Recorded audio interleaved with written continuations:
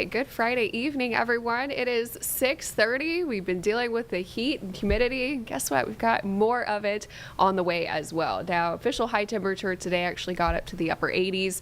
We had a streak going of about 4 consecutive days with high temperatures 90 degrees or above. So today was actually a Friday treat for us. We are in the upper 80s, but let me tell you, it feels so much hotter than that. So outside right now, it is up to 89 here in the metro area, about 87 over towards Monroe, 84 in Shear. A couple of locations are a little bit rain cold as we do have some showers and thunderstorms around. So also keep that in mind. Upper 70s over towards Morganton. That's where the main coverage of rain really has been over the last couple of hours. This is what it feels like as you step outdoors now. 93 degrees here in Charlotte. So if you have any evening plans, maybe you want to sit on the patio, probably want to take that more indoors, feeling more like 94 over towards Albemarle, 91 in Shear.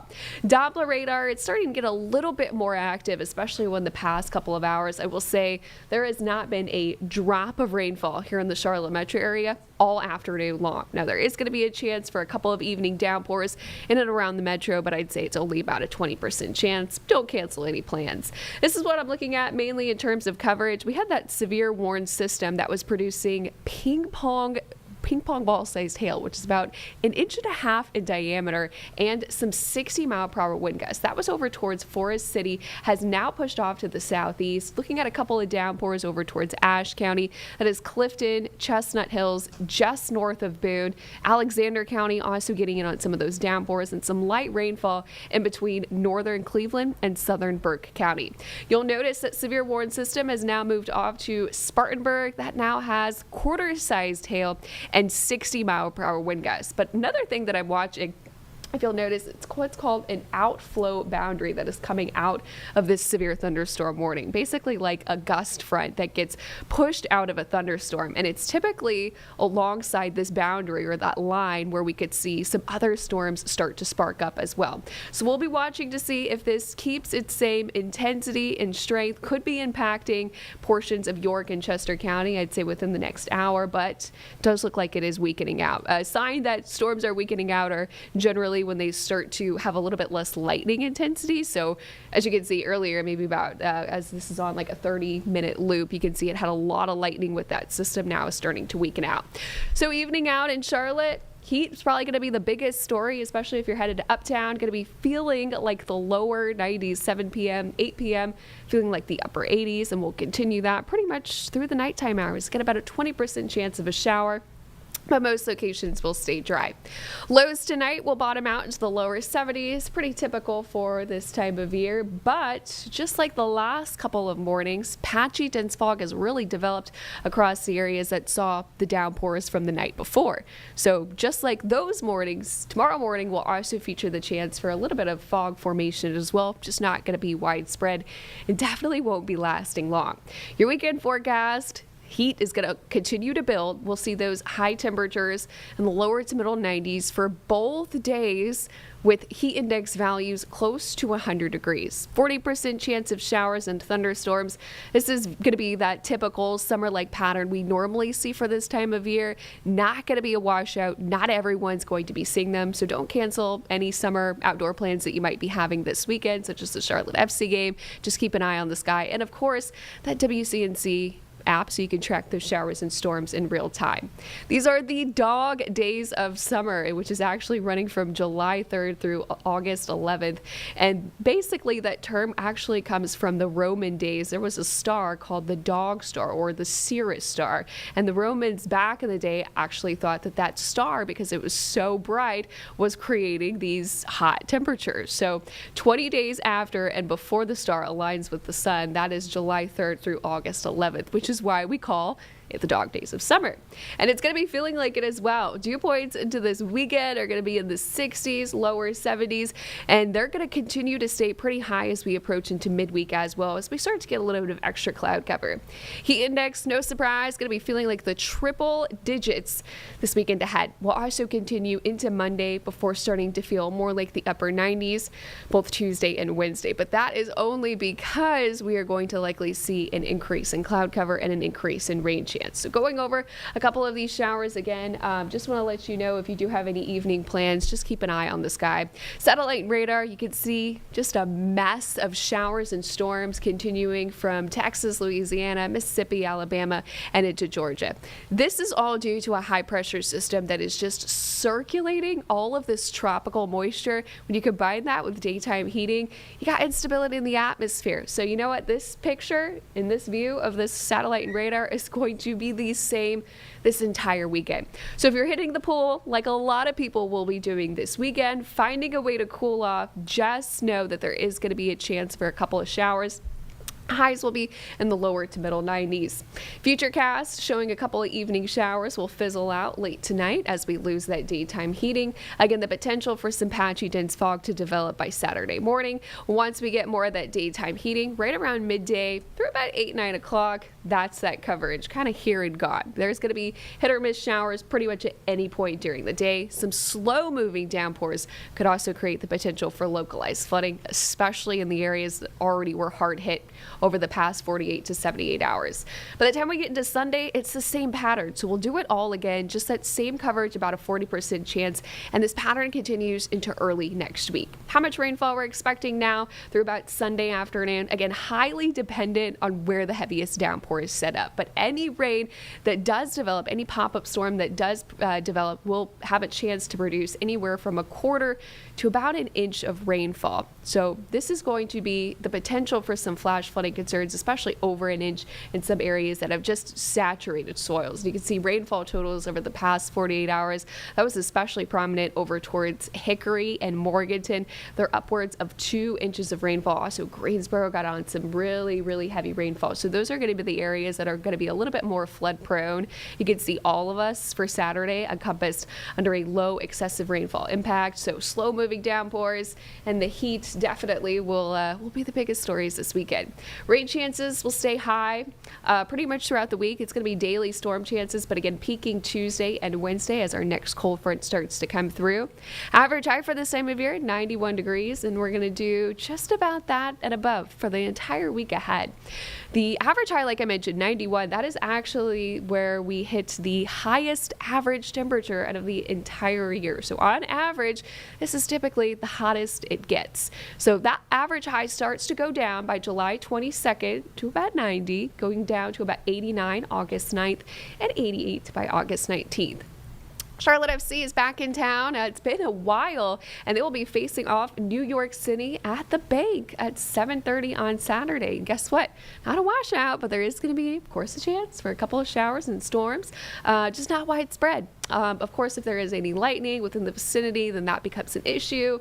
So again, just keep up to date with the forecast as well. Temperatures for the start of the match will be in the middle 80s, of course, probably feeling like the middle to upper 90s, and then it will start to feel a little bit more like the 80s and upper 70s by the time the game ends. So putting it all together in the 7-day forecast, hot weekend ahead, heat only continues to build, feeling like the triple digits.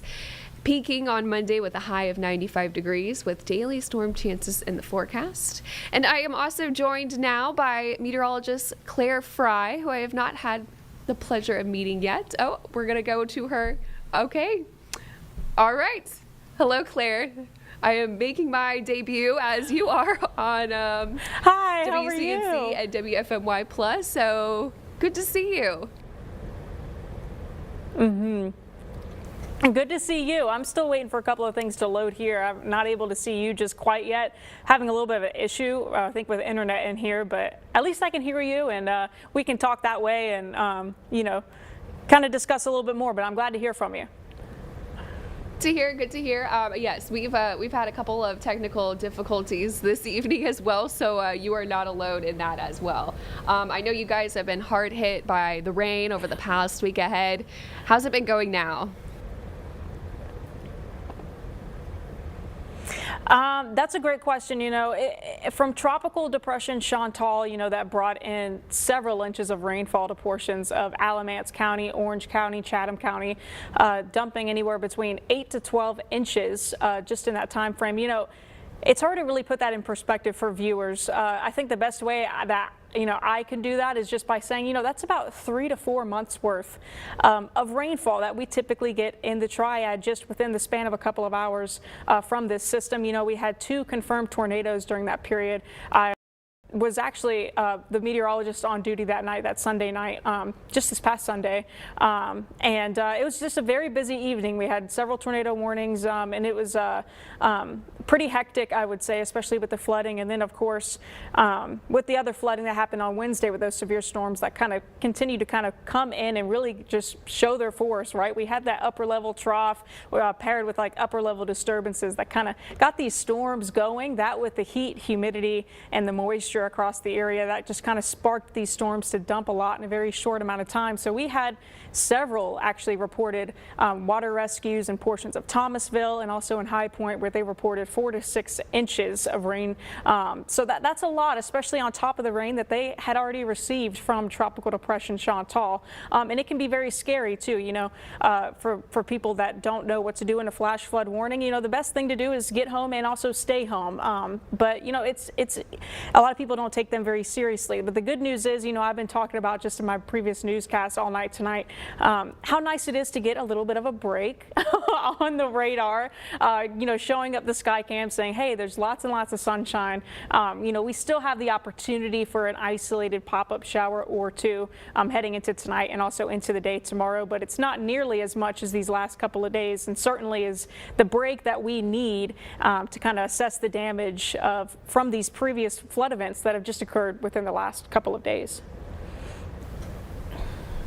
Yeah, that's great information there. And I want to switch over to flash flood warnings, because a lot of times when people get these warnings, they don't realize that flooding is imminent. That means danger is already here. And so talking about the difference between a watch and a warning, sometimes when people are under a flood watch, they don't really understand the difference between the two. Do you want to explain a little bit more about that?